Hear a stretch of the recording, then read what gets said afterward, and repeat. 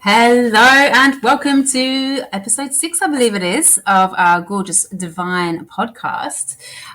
So a warm welcome. We have hosts Amanda Fisher, that is moi, the tantric witch, and gorgeous Ellen Serena, the wealth shaman, on all things wonderfully woman and witchy. So grab a cuppa and join us for a natter. That sounds very English of me today. So we're going to be picking a topic out of the witch's hat, aka my baseball bat. Baseball cap. Haven't got a baseball bat because we're keeping it real. And sorry for all the accents. Being English, I do like to do a few accents. I've got Irish accents up my sleeve. What else have we got there? Or I've got Pakistani accent because we do like it Indian food. Thank you very much. And they're not racist whatsoever. We're just doing accents like Liverpool. Have you ever been to Liverpool? It's absolutely crazy up there. The girls are wild. I think that's about it. So I'm just waiting for Ellen to come and join on as I pick out a topic of the hat. Just so you know that it's real and we're not making things up. Today's topic is... No, I don't want that one. I want this one. All right. It is energy vortexes and the law of attraction. I love this because I have been talking about this with a gorgeous friend of mine, and it is so important. I don't think that this topic is talked about enough. When we talk about an energy vortex, we are talking about your inner circle, your innermost friends, people that you have close connections to on a regular basis. The law of attraction, I've put them in brackets to remind us that it's a really crazy idea, but once you get it, it's really cool. We attract in to our lives, we create and manifest our lives exactly as to what we're putting out, the vibration. Okay, so I have been in a very low vibration of my life, smoking joints, working in supermarkets, and hanging around with people who don't value themselves, only interested in boy-girl racing, going clubbing, getting high. And when you up level to a higher vibration and consciousness, whereas, to keep this really simple, I'm not going to smoke pot anymore, and you choose different friends because that's not what they're into, right?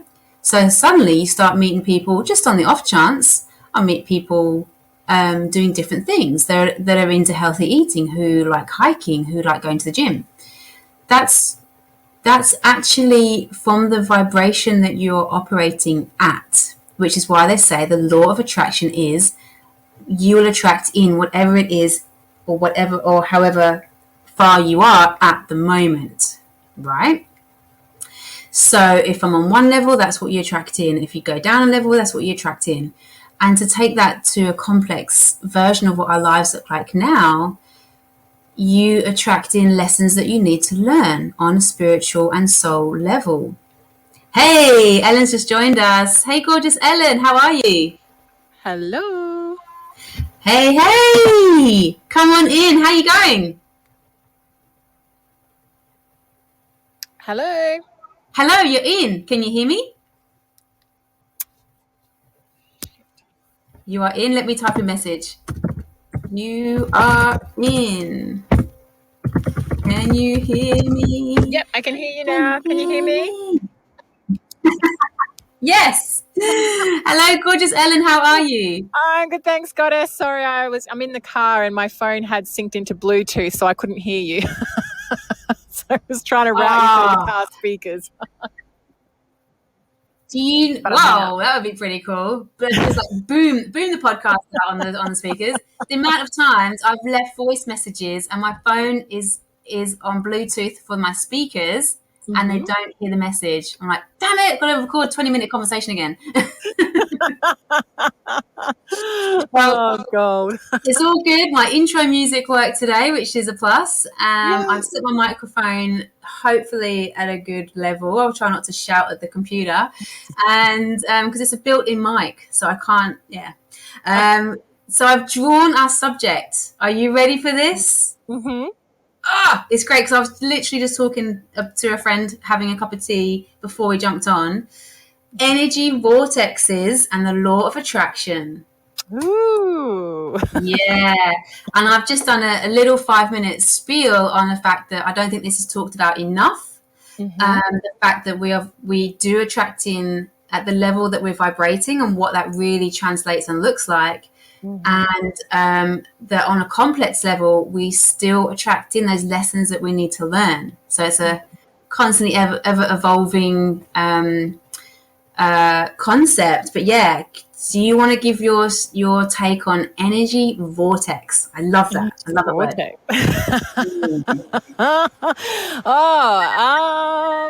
Yeah, I don't know, because I know like Abraham Hicks talks obviously a lot about the vortex and what's in your unique vortex. And I guess my take on it is that the universe isn't outside of you, the universe is within you. And, you're a high vibrational spiritual being having a human experience. You're here to play, you're here to create. And as you navigate through this physical 3D reality, you're constantly, accumulating data, through your experiences, through your challenges, through what you've been through. And it's that data that kind of helps you to create new desires, new things that you want to, have in your life. So it doesn't matter, what contrast you're in right now, that contrast or that difficult situation is giving you data showing you what you actually truly do want, and that you actually have that power to create that. And when you ask for it, and I think this is something I guess I want to say in this, is that a lot of people, in the manifesting thing, they talk about believe it, feel it. But the most important step in the creation process of anything that you want to bring into your energy vortex, your own little universe, is you have to ask for it. It's like first being clear on what you want and simply asking for it. And once you've asked for it, then your energy, your higher self, your vortex, whatever you want to call it, your inner being, expands to hold that for you. And then it's sort of like our then job is to become a vibrational match to that by changing our belief systems, by changing how we feel, embodying it as if it's already true for us, if it's already here for us, and then enjoying the journey from where we are to where we want to be, and enjoying as it unfolds for us, if that makes sense. That's what's coming through. 100%. My friend, we're working together last year down in the city, and we had a clinic space there. We used to share clinics, and it was the first time she came to my house today, and she went, "Wow, like what a secret place you like, what a gem that you've stumbled on." And I said, I tell people this all the time, like against all the odds and manifestation. All I put out there was, I've got to have a safe home with a big backyard for my son, a bath and some aircon. I said, and I was given this. I've got a backyard, a front yard, the huge, most gorgeous deluxe bath, 2 aircons, one in the bedroom, thank you very much. And everyone who comes here just goes, wow, like, wow. I know, it's pretty cool. Yeah, and it is, and it was that, and I really want to bring in that divine feminine energy into this, because I really kind of appreciate, I won't say discovered because it's not my personal discovery, but come to the appreciation, it's that surrender of the feminine that really brings in to our vortex whatever it is that we really truly kind of desire, that's juicy and wholesome and loving and great, and us having a family home that's safe and secure, and that I can be expansive in my work and really do spiritual stuff. I knew when I set foot in this house, I was almost like, this is where I'm going to do my spiritual work. This is how I'm almost kind of like going to pay it forward or show gratitude to the universe, because this is where it's going to happen. I can feel it, because this is everything I've ever dreamed of, plus more, plus. And I love that part about when you're saying about the feeling of it, because once you have the feeling of something, you have the frequency of it, and you've then tuned to the vibrational frequency of that within your vortex. So then from that place, it then manifests in the physical. So what people get mixed up, they try and chase the material world, or, you know, try and look outside of them, not realizing that the action they're doing is the secondary part. The first part is getting clear on what you want, asking for it, lining your energy up by feeling what would that feel like. And then from that, you get inspired guidance and inspired action ideas. It's like a similar story with you with the house. I remember a couple of years ago now, when I was looking for my own place with my son, and it was like, I actually had, and this is the other thing too, I want everyone to realize too, is that you can have non-negotiables. You can always say to the universe when it delivers you something, if you don't like it or you're not happy with it, you can say, thank you so much, I appreciate this, but I'd like better, please. And I remember at the time, for years, I'd lived in apartments or, you know, certain dwellings, and I was just done with apartment living. And I said to the universe, my non-negotiable is it has to be a townhouse, it has to be in nature with great neighbours, all the rest of it. And anyway, so I've been going to all these different properties, and out of the blue one day, this beautiful 3-bedroom, 2-bathroom townhouse popped up in the search engine, and I contacted the agent. I was the only one that viewed the property, and normally there's like 20, 30, 50 people at these things. And within 48 hours, the owner was like, I'd love to have you in there. And it was like the perfect home. And same as you, it's like being clear about what you want, because if you're not clear about what you want, the universe has got no fucking idea what it's meant to line up for you. It's like, if you're wishy-washy, the universe is wishy-washy. So it's like getting clear about what you want and knowing that you're worthy of that and receiving it. Because I remember my angel said the biggest block for people receiving their desires and what they want is they feel unworthy of it, or they believe that they can't have it, or they believe they have to work hard and struggle for it. And that energy blocks up its flow. And that's when divine feminine energy comes in, because it's that flow energy, it's that creative energy, it's that trusting energy, it's that feeling energy.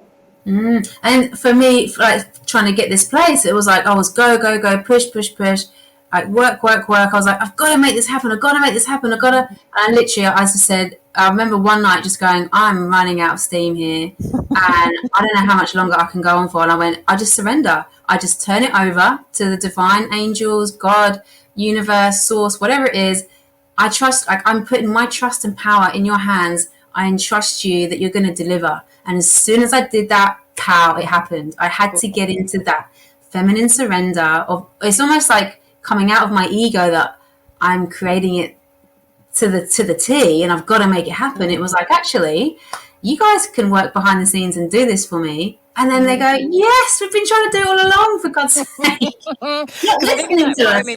Yeah, you release the resistance. So it's like when you ask for something, you've received it. It's already there lined up for you in the energetic realms. But what blocks its flow into our physical experience is our resistance to it. And our resistance is that, you know, working hard, struggling, like trying to make it fucking happen. And what that is that means your energies become split. It means you're trying to compensate your out of aligned energy with action. So the first thing is lining your energy up with it, is like getting into the feeling of it, you know, embodying it, and then you're going to start getting inspired ideas and visions and guidance from within you on the action steps then you can start to take to bring that into physical reality. And those inspired action steps feel fun, playful. It's like a sense of ease, pleasure, playfulness, or like what happened with you when you released that resistance, handed over to your higher power, you opened up that stream of consciousness to let what was already there come through to you. So, and a lot of us create a lot of resistance between, you know, what we want and our desires. It's like there's us, and at the end of the road, there's our desires. And then in the middle of the road, there's all this junk and resistance preventing it from flowing in. And would you agree that we could translate that to relationships, people we're bringing into our lives, work, money, objects? It's the same law for everything? Yes, it is. Yeah. Yes. And it's all your funky beliefs about it, like especially like with money and things. Like we carry so many shitty limiting beliefs about money. And we've got to realize that the basis of everything, every physical phenomena, including you and I, is God. There is nowhere where God is not. So even that money you're holding in your hand, that home that you're living in, the car that you drive, is energy vibrating at a certain frequency to give you the appearance that it's solid, but it's not. And quantum physics found as well that 99.99% of energy that is our world is divine energy. It is love consciousness. And that I think it's like 0.001% of our world is matter. So, and most of us will spend our lives chasing that 0.001% of matter, not realizing that we hold the 99.9% of divine energy within us. And that energy is what creates worlds, and that we have that access to that. And that's the vortex, the energy of creation. And I love it. I love it when we start talking about energy, because there's so many people that, I mean, the last guy I was dating said, I'm the kind of guy that wants to see it. I have to see it to believe it. And it was like, oh, what, like gravity? Like, you can't see gravity. It's still there. You can see the effects of it. Yeah. But I wanted to mention just a little promo here, but the book that I'm writing, is I've mentioned great figures in life that have been a rebel, because it's all about breaking the rules and creating your own ones. And one of them I mentioned was Einstein. So I've got Walt Disney, Einstein, because Einstein actually didn't want to conform to conventional schooling. He actually later wrote, I was researching, he wrote how it destroys our natural creativity, the way that we're learning, our rote learning. And look at him, he's a freaking genius, and wrote the laws of physics of relativity. And he also, he's such a rebel. He led the life he wanted to lead all the way through, from when he was a teenager all the way through. He married his cousin. Oh, really? He was just a bit like, yeah, you're a cousin. I'm into you. I'm doing it. No one stopped him. Cousin or fifth cousin or sixth cousin? It said something about someone, first cousin, second cousin. It wasn't that far removed, that is for sure. Interesting. But he had to rebel, and he had to not take on the societal norms and beliefs. And, you know, especially back in those times, can you imagine? People would be, who is this guy? But now, you know, centuries down the line, we're like, oh, he's awesome. Exactly. It's like breaking the rules. It's like, I think of one of my brothers. He's a multimillionaire, and he had the same, like, it reminded me of that story, because he was literally never fitted into mainstream society, never fitted into the schooling system. You know, for years he kind of wandered aimlessly, never even finished like year 9, never even finished high school. And but he just had this dream in him that he wanted to work for himself, that he had these gifts in him that he, wanted to share with the world. And like the way he's created and done business it's not logical. It's not mainstream. It's like, even my dad's a businessman, and he was just like looking at my brother, and it's like, your brother will tell me stuff, and as a logical businessman, I'll tell him that's ridiculous, but it always seems to work out for him. And he's now created incredible wealth doing things his way, following his guidance, trusting and having faith, even when everything just seemed to going to shit. And I think that's what we forget, is that each of us has that energy, that power within us to create worlds, and we limit our lives, we limit our resources based on a job, making money, this identification. We create all these identities. Like, I know we're talking last week about, we create these identities being single poor mothers, and it doesn't have to be truth. And there's this incredible quantum field out there. And that's what I love about like Einstein's work, is that he understood that quantum field of creation and that wisdom and that love, and that anything and everything's possible for you. And you can be and do whatever you want. It's up to you to change your belief systems and become a vibrational match for what you want. And have you ever seen the video? I think, and I've got the book actually, but I don't think I've read it. It's called What the Bleep. It goes into quantum physics. No, I haven't seen that one. No, I'll have to check it out. Oh, it just really translates into day to day. So there's, like, for example, someone bouncing a basketball and going down at atomic level of what is, like, it's your hand pushing a ball that's bouncing off the ground, right? But it's all energy. And even, the atoms. I remember before, I think I was in a physics lesson at school, saying, this solid table is vibrating, and it's only held together on friction, because there's actual tiny movements at atom level. And you're just like, what? The table's moving. No, it's staying still. Yeah, I know. I love it. Have you read Joe Dispenza's book, The Habit of Breaking Yourself? Yes, he's on The Secret. He was a guest host, whatever, on The Secret. He's awesome. Yeah, he's done some really great work. And what I love is that he brings that science. So people that are very much in their logical mind and in their mainstream logical thinking can kind of grasp those concepts. Because I sometimes tend to find that, like us spiritual teachers and healers, we understand a lot of those energetics, we see different things. But to a lot of people in the logical mainstream of the mind, it's like something beyond that they can't grasp. But science, I think, gives them that structure that they can go, oh, hang on. And I know that Joe Dispenza was talking about like quantum physics. Physicists found that when they looked at the atom under a microscope, the electron part of the atom, which is responsible for physical phenomena in our world, so everything, your body, everything you see physically, when they looked at it under the microscope, they found that the electrons kept jumping and moving and disappearing and then reforming and coming back. And they were thinking, what the fuck's going on here? And what they realized from that study and that looking at those electrons was that, and they kept getting different results depending on who was looking at them. The intention. They found the electrons were responding to that person's vibration. And then they realized from there, they went, holy shit, the material world is responding to each individual person's vibration. So everything in your material reality is billions and trillions of atoms with their electrons that have come together to create your physical experience. And if you don't like it, you can change it. Yeah, and that comes down to, I love my word this last few years have been responsibility and accountability, because it's not going into a victim mode or blame. It's saying, okay, I'm going to be accountable for this and this and this in my life, and then how can I learn from that? Yeah.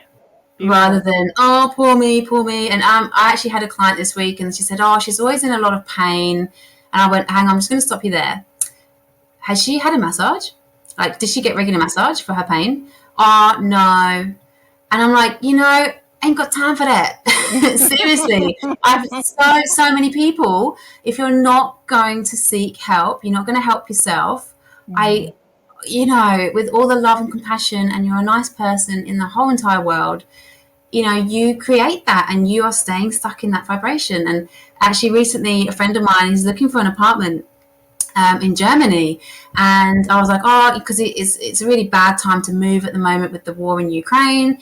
It's really affecting Europe up there, and I was a bit like, oh, this is great. It's going to be a fresh start. And he said, no, because there's not much available. And I was like, oh, it must be happening for a reason, like it's got to be something behind it. And then he said to me, well, I have been wanting to get out of here for 4 years, and I was like, 4 years? Well, you made it happen, dude. Far out. 4 years you've been saying, I've got to get out, got to get out, got to get out. Guess what? The universe does not discriminate. And it goes, there you go, it's time to move. It's the best thing for you. Yeah. I know. And I think a lot of people hold themselves back out of fear. Like, I've got a girlfriend at the moment in Western Australia, and she's been given the opportunity to relocate to Broome up in the north of Western Australia. She's an optometrist, and to start her own clinic. And anyway, we've been chatting and stuff, and I said, Steph, that's an amazing opportunity. Like, freaking go for it. And she said, I'm freaking out. I just don't think, no, it's not the right thing to do, blah, blah, blah. Anyway, she's trying to tell me that her heart is telling her not to do it. And I said, I'm feeling like this is fear. And what tends to happen is we have a desire. Our soul is calling us to something new or that's unknown, and it can be very uncomfortable, but it's about getting comfortable with the uncomfortable, because that's where growth and change happens. But we shut ourselves down, and the ego mind goes into all these fear stories and what could happen and what should happen, and we mistake that for being our heart's guidance. Your heart will always, is always in the present moment, and is always guiding you to your highest potential, and is kind of speaks to you in whispers. And you got to calm the mind and come into your body, come into your heart, and really feel what lights you up and expands you. Yes, it might feel a little bit scary because it's unknown and uncomfortable, but trusting yourself that you know what's best for you, trusting yourself that you've got your back, God's got your back, and trusting that wonderful things could happen if you make that move. But we shut down ourselves, we go into fear, like your friend, focusing on the war and why it can't happen and everything else outside of you and all these excuses. But it's like when you make the decision and you choose what you want and you move on that, then the universe within you and all around you then, moves to support you in that. And the same with money and things like that as well. It's like people are waiting for, when money comes, then I can do that. It's like money's fucking waiting for you to decide and move. It moves with you. It's a reflection manifestation of your consciousness. So it's like a lot of us get caught up in these limiting beliefs and fears and holding ourselves back, like my friend. And you get split energy because you have your soul's desire, which is like, yes, let's fucking do this. And then you go into ego that goes up with all these fear stories of why you shouldn't do it. And that's when we get confusion. And I've seen that a lot with people, either with others or myself, indeed, with relationships. So you go, I want this, I want that, I want that. When someone presents themselves and goes, I'm here, you go, I'm not ready. I'm not ready to be vulnerable and open in a relationship. Like, I just wanted to keep fantasizing about that life for a little while. Because we self-sabotage our desires. Yes, all the time. And I'm bringing that into our kind of etheric body, our energy vortex, because we talk about a lot of this in Tantra and the astral body. Not only are we holding the emotions and scars and traumas that can come up to be healed, but also, and this has become very, very, very poignant to me in my work, our sexual energy being a very strong link. And in the past, I felt like, I haven't been aware of how powerful that is when you're having sex with someone, or even just thinking about someone a lot, or having regular communication. I said right at the beginning, like they're in your inner circle, how that can influence decisions you make, but your actual vibration. And I tell you something, being very responsible with the direction of that and acknowledging how powerful that is, because I've slept with someone who's had some real, I'll say, dark energy going on and some really kind of effed up shit, and it's affected me. It's come through me, and to the point where I started smoking and taking on the same mannerisms and same energy as that person, not because we spent loads of time together, but because of that really seriously strong sexual connection. So we've got to really be mindful of that, on what, because it's like literally like a gateway portal that opens up within us, within our beings, that can attract dark entities in. So stuff can start happening. We're going, whoa, where's this? And when it's not from that loving vibration, that wholesomeness, where you're both sharing and you're both uniting and it's both truthful and it's all juicy, amazing, divine, gorgeous stuff, that's great. And you don't get that effed up stuff. But really get to know someone before you get to know them, type thing. That's the thing. I remember some yogis once in Kundalini that came over from overseas that were very, very high vibrational, did Kundalini yoga. They were Kundalini yoga teachers, and they did a workshop on sexual energy. And it was really interesting. One of the teachers actually said what you were just talking about then. He actually said that when you have sex with someone and you're exchanging energy, and he said particularly for women can hold the energetic print of their partner for up to 7 years.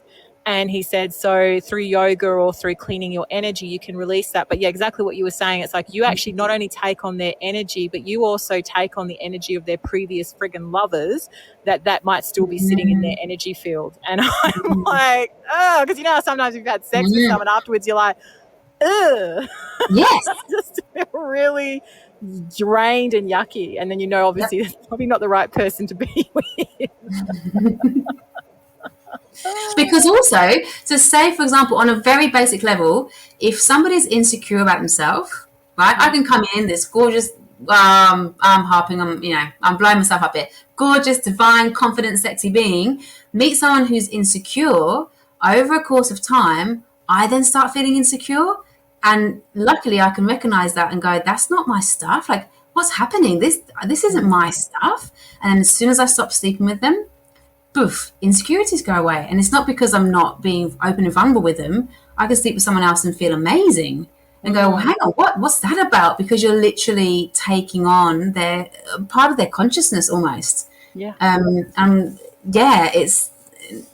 energy is always seeking to balance itself. So it's like, how you go about your day and you're feeling really high vibe and you're feeling really good. And then all of a sudden you'll come across someone in your day who's really, really negative, and then you'll have a conversation, they'll offload. And then afterwards they go, oh, thank you so much. I feel friggin' amazing. And then you feel like shit. because what's happened is that energy is always seeking to balance itself. So it's almost like the positive and negative charge, that when you interact with each other, they'll take on a bit of your positive charge and you'll take on a bit of their negative charge. So it's yeah, like coming back to the energetic vortex, is that you are responsible for your energy field.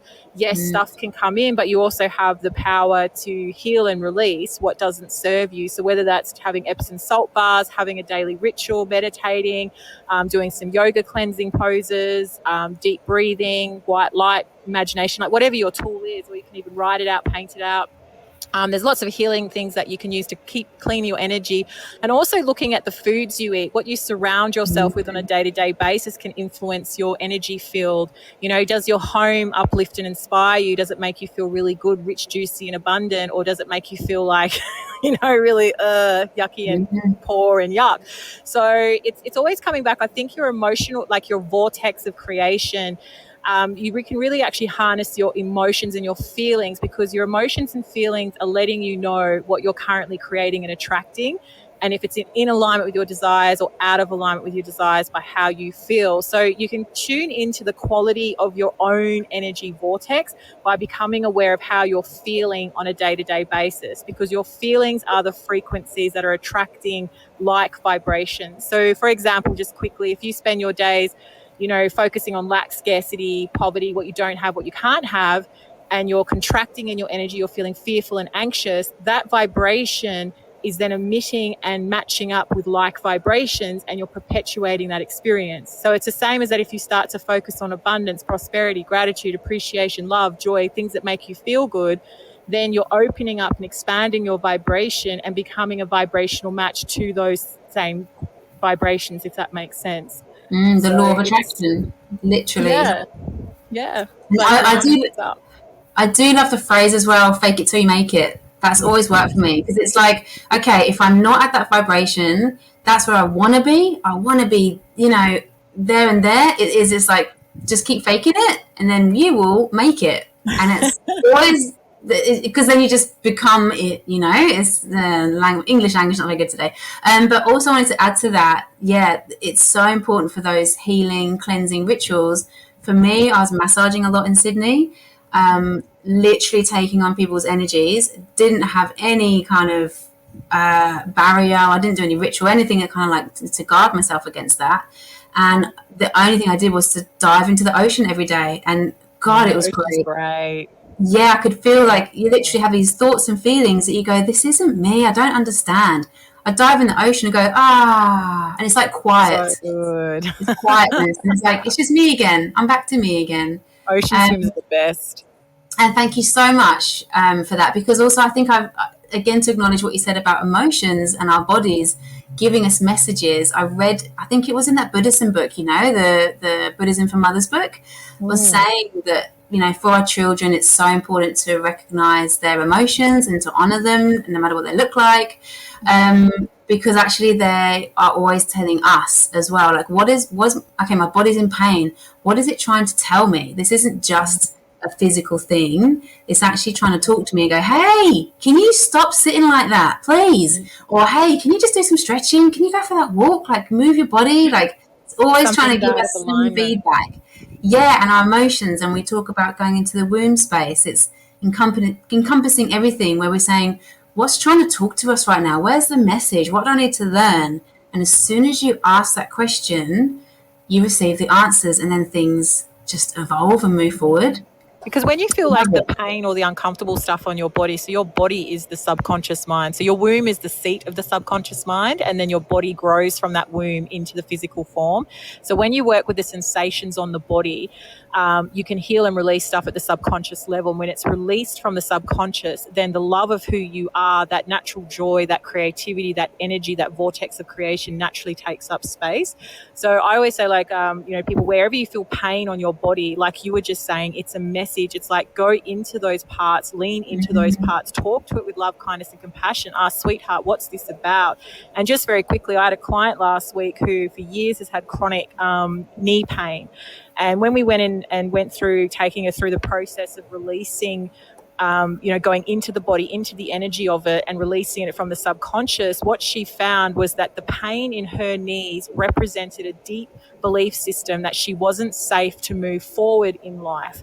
And so literally her knees, as a result of that belief system, had locked up and caused her a lot of pain. And then when she released that belief system, her pain in her knees went.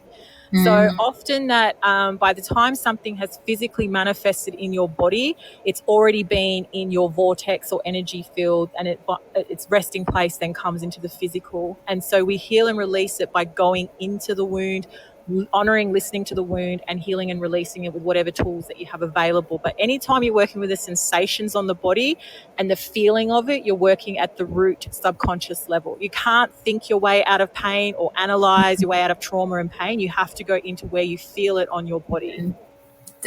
So I'm so glad you said that, because I was trying to describe my works and I couldn't intellectualize it. I was like, because it's intuitive, it's a feeling, and one size doesn't fit all. Like what I do for one person is totally different for another person. Yeah. And I was just quickly, I was on a workshop actually with some other witches yesterday, and we were talking about the energetics. Now, I don't know if you've ever heard of a book called Think Yourself Slim. Sounds familiar. I don't think I've read it though. Yeah, I love the concept, and I have dabbled a little bit, because if you're constantly saying, "Oh, I hate being fat. Oh, my bum is fat. I'm so fat. I'm so fat. I hate being. Oh, God, I'm so fat." But your consciousness is saying, "Oh, well, I keep hearing the word fat, so that's what I'm gonna embody being fat." Yes. And it's working on your mind, and then we can take it to another level. It's spiritual. And there are other components like if you're feeling very vulnerable, you want to pad yourself so you can. Doesn't matter what you eat or what your thyroid's doing or what your metabolism is like. You're literally putting on mass to protect yourself from energies. So if you can work on that spiritually and mentally, and it's funny because I put on my size 11 jeans today, and I'm usually a 12. Yesterday I was a 12. Today I was 11. I'm like, how are these fitting? Like, I'm suddenly slim, and I'm like, I'm on fire, I'm happy and juicy, and I was like, everything's flowing. And Beautiful. it's like, because that's the consciousness, whereas I'm not feeling heavy and depressed and fearful. So again, that your energy vortex, literally, and like you say, with food and diet, I've definitely been abstaining from alcohol, and I feel so different. And everybody, I think I've got the fifth person that's come up to me and gone, "You're glowing. What are you doing? You're just so different." And I'm like, I didn't used to drink that much. I was like, it's all of this work. It's your chi. And actually, in my little energy vortex, I'm loving it, just me and my son most of the time, because our time and energy is so valuable. I'm channeling it all into my work and my business, and I'm loving that energy. That's what I was going to say. Sorry, I was going to wrap things up. Maybe if you can give us a tip and exercise. But what came up with the witches workshop, I just digressed from there, was the fact that a lot of the time, and women, we can find it on our belly. And I kind of said, as in like we're either bloated or we feel heavy or we feel fat on our belly. And lots of the times, especially sexiness, we don't like our belly to be touched. Or like, oh God, is it wobbling when we're in the act? And whenever I've had a lover, I'll always let them touch my tummy. And I'm like, I'm not insecure about that, not because it's slim, but just because I'm really learning to love that powerhouse in that stomach. And a lot of the time lately, whether it is through self-pleasure or through meditation, and even the other day on the spin bike, I just stopped because I was like, oh God, you're so fat and flabby, like, oh. And I was like, whoa, I've got to send some love here. So recently I've just been putting my hands on my stomach, and that is my gut. That's my, like you say, that's our seat. That's our base foundation of who we are. And just be like, oh, I'm grounded. And to really draw our breath into there, really breathe deeply and go, I'm grounded, I love you. And it's like, okay, if you are bloated, what are you trying to tell me? Am I overeating? Do I need some more water? And actually, literally on the spin bike, this sounds crazy, but after I did that, it did just seem to suck in. And I was like, they, all I had to do was that quick exercise. I just stopped, just put my hands there and be like, I do love you really. And I honor the fact that we've created a baby. I honor the fact that you've been stretched and you're a bit bigger than what you used to be. And that's okay. I love and fully accept you. And I'm still divine, Beautiful. gorgeous, sexy goddess. Then, Yay. yeah, so if that can help anyone else out there, yeah, just to Beautiful. hold yourself. It's like when we're pregnant, we hold it. We're always cradling it, nurturing it. We're protective of it. Do you have a nice breathing exercise we can do as well to focus on energy and grounding? Yeah, I think one of the things I like love to do, and I often tell my clients to do this as well, especially like when you've been in a lot of scattered energy or negative energy, is one of the great things, if you can, is take your shoes off and just go and place your feet on Mama Earth. And her electromagnetic field can cleanse your energy field, as well as like sitting with trees. Like when I started, this sounds really trippy, but when I started to be able to communicate with tree spirits also have their own personalities, and there's some that really do not want you to hang around them, and there's others that are like, yeah, come and sit with me. And I thought, God, am I fucking weird? Like, why am I hearing this and seeing this? And then I know where I live, there's Indigenous Aboriginals here in Northern Australia who say the same thing. Like when you go out in nature or you take something from a plant, always ask for permission. Because they're consciousness as well, they're living beings. So something I like to do is I have my favorite trees that I have permission to just sit with, and they are high vibrational healers. And so you can place your feet on the earth, you can rest your back with the trees, a tree that you feel a connection with, and you can just almost like take a deep inhale up through the nose down into the base of your body. And what I like to do, sometimes I'll do this standing up or sitting against a tree, but just exhaling out and just feeling as you exhale all that negative energy just flowing out down through your feet into Mother Earth, into her unconditional love. And you might want to do that cycle of breath like several times of just deep inhale, exhales, till you just feel yourself calming and just grounding into the present moment and into Mama Earth's, love and energy. Because yeah, we're always connected to this love. But when we get caught up in the logical mind and all these negative stories and other people's shit, we can forget that connection. So that's just a simple exercise you can do to clean your energy. Beautiful. Beautiful, thank you. And I cannot finish this podcast without mentioning, you mentioned trees. Girlfriend, we're going to the trees. I had this image and I went, you know what? Me and you, we're going to go there. We're going to take our sons. I'm going to take you to Sherwood Forest in England, Nottingham. Oh my God, yes, please. It has the most amazing. I think there's a tree that's actually protected. You can't go near it because it's like 400 years old. It's amazing. And I took so much photography there. I remember this one tree. It literally looked like a woman with a womb. I was like, hang on, what am I seeing right now? And it literally felt, I'm getting goosebumps. Like in Lord of the Rings and the trees come to life and they start walking. Wow. So it literally is like, that looks like a man. That looks like this. Like it feels so much amazing energy. And this is the other thing I love about Europe.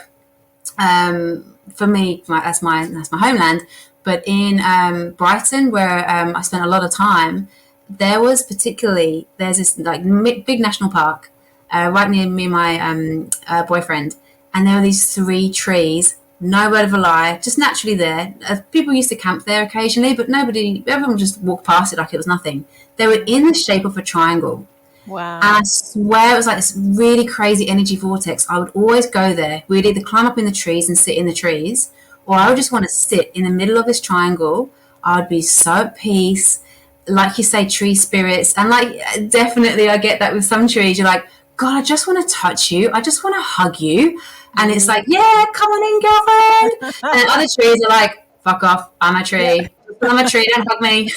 Go away. You're like, yeah, okay. I'm feeling you. Okay, I'll leave you alone. I think just quickly, did you read that book by that German scientist The Secret Life of Trees? No, tell me. It's just quickly, that was coming through. So I think it's called The Secret Life of Trees. It became an international bestseller, but he was a German scientist, forester, and he discovered that trees have a vast communication network, and he tapped into and discovered how they communicate with each other, how they protect their young, their elderly. It's fascinating. And Isn't it what's through the root system as well, like through mushrooms as well? There's like mm-hmm. mushrooms and through the earth and yeah, like literally with the little creatures. Yeah, they communicate. They have this vast communication network that is incredible. And he said they're only just touching the iceberg on what these beings. Because if you remove like what Eckhart Tolle teaches, and I love this, he said, if you stop labeling things, like you stop calling that a tree or that a bird, and you just sit with the essence of that being, you will tap into its infinite consciousness and see yourself in that being.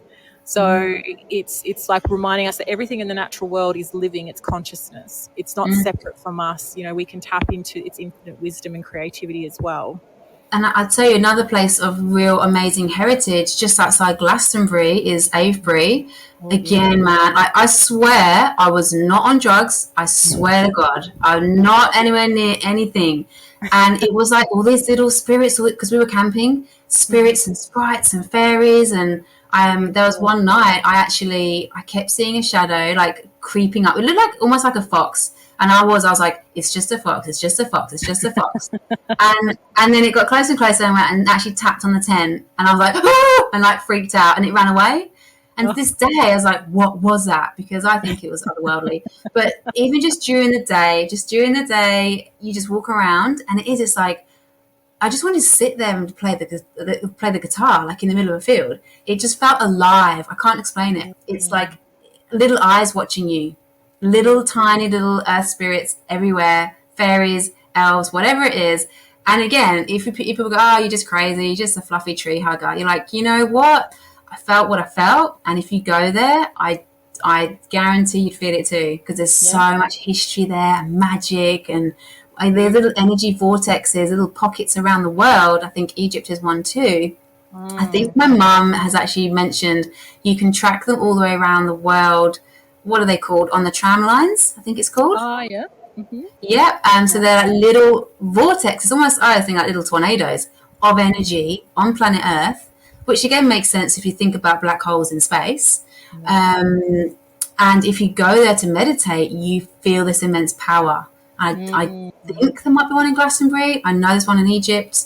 There's quite a few in America because there's loads of like extraterrestrial things that happen out there. Like you go down that rabbit hole, but you do, and you look at all these patterns, like in rock formations or trees or like crop circle things, like whatever conspiracy you think is out there.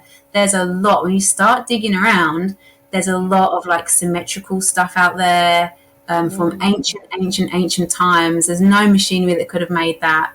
They're still sitting there now. If we get out to explore the world, then we can find it. And like you say, we find it in ourselves. Oh, because the more that you open up in your consciousness and awareness, the more the world will open up around you, and you'll start to see things like when I started to see angels and elemental spirits like fairies and all sorts. They exist, but on a different vibration of energy. So what you might not necessarily see with the human eye just doesn't mean it's not there, but you sense it. It's like a vibrational energy, a different frequency. But you'll find, as you evolve and awaken to higher frequencies of consciousness, you will begin to tap into and see these things or feel or speak to, and it's pretty cool. So very, and again, we always say very quickly, wrapping things up. Yeah, right. Half an hour later. So last podcast, you left me hanging, and I was talking about angels, and I wanted to bring my mum on because she says she's seen one. Now, beautiful. You've said you've seen one. Can you tell us that story quickly? Because I can feel things, but I've never been able to see things. I've always been is it clairaudience and clairvoyance? So I think we all have the different clairs. I can never remember the full 5. It's like clair audio, clair visual, clairvoyance, clair something. There's like 5 of them, and we all have them, but in some of us, one might be more developed than the others. So I have a lot of clair visual. So I see a lot of angel numbers. In fact, that's predominantly how, my source communicates with me, is through numbers. But when I do open up and see them, I see them as like, it's almost like a ball of light. So different energies will have different colors with them. So they will show themselves to you in a way that is most comfortable and relatable to you. So whether that's through songs or feathers or coins or through visions or through numbers, like these other levels of consciousness have their ways to communicate with you. And it's not about forcing it. It's just, allowing, even us, God, angels, universe, like show me how you communicate to me or guide me. And you might find certain things repeat for you or show up for you.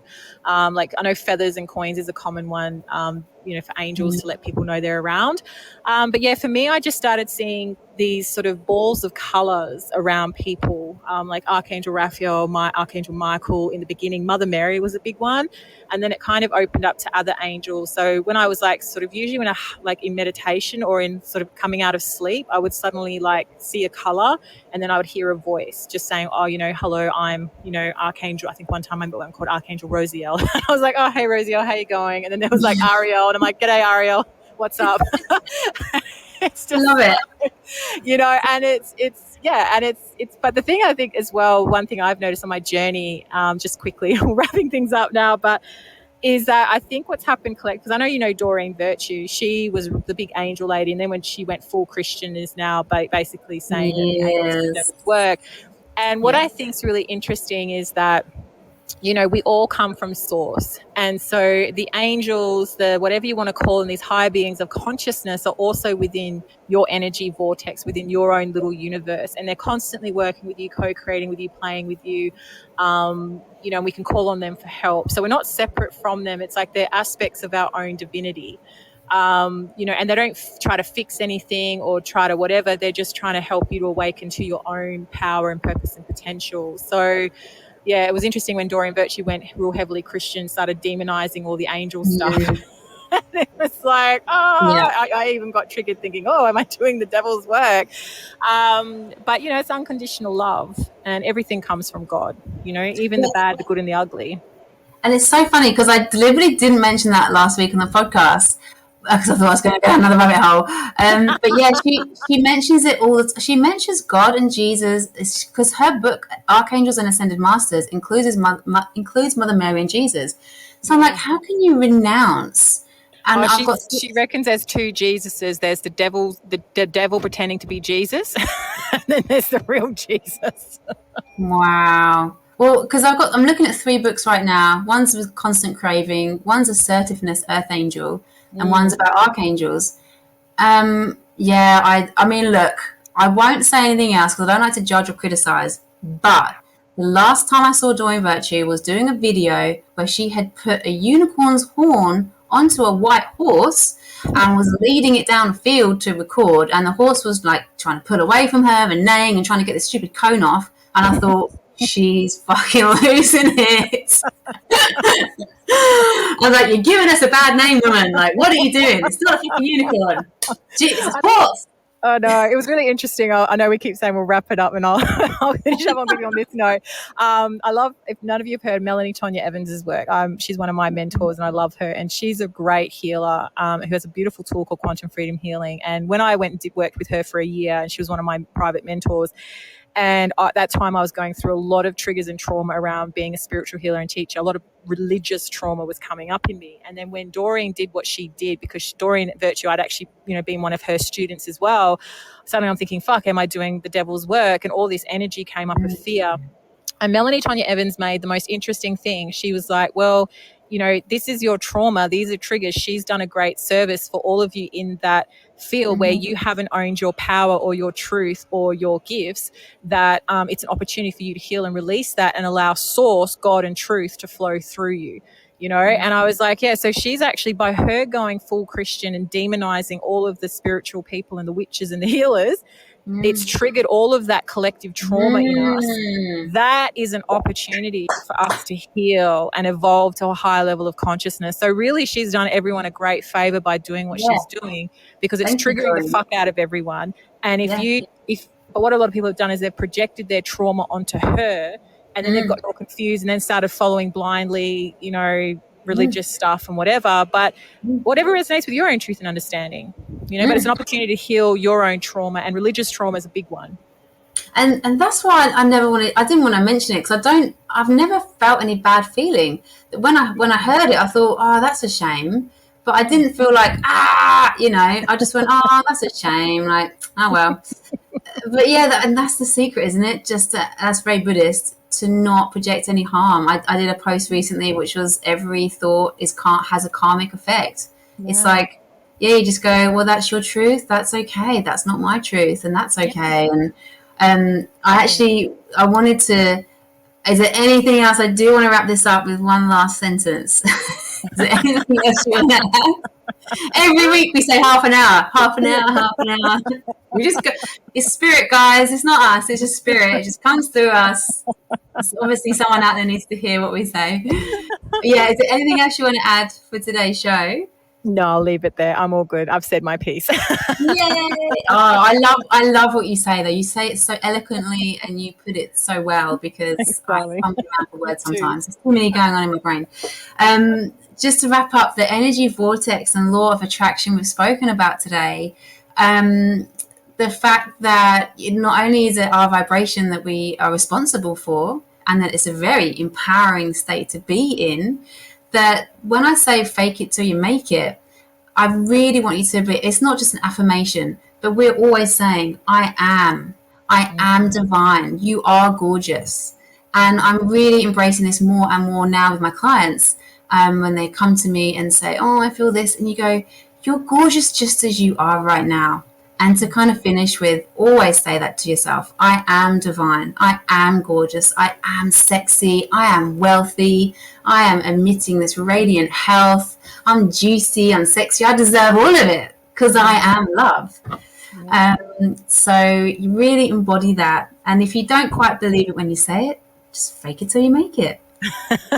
Or you can Yes. drop into where you feel that resistance in your body and feel into it and say, I'm here for you, beloved one. What's this about? And let that part of you, that resistance, come up. And you might want to write it out or paint it out or express it out. But, when you feel that resistance come up, that's where your work is. Definitely. And then get hold of us. So we are currently, this is AmandaFisherConsulting.com, which is transforming Tantra, literally transforming in front of your eyes with some magic.